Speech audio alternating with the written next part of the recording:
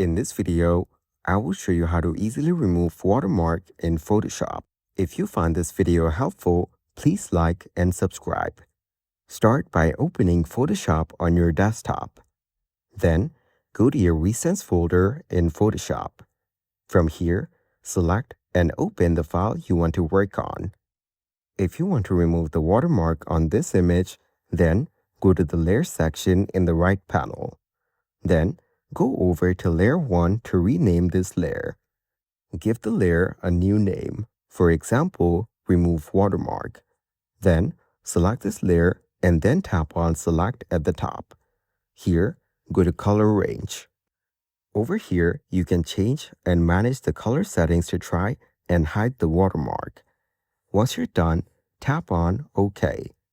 Now, go to Select again and tap on Modify. Then tap on Expand to change the expand selection settings. Tap on OK once done.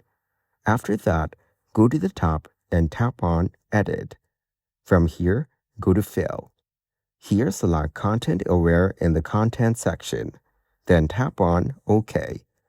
As you can see, the watermark has now almost faded and can be barely seen. You can try and modify it further if you want using these tools. And that's it. You can now easily remove watermark in Photoshop.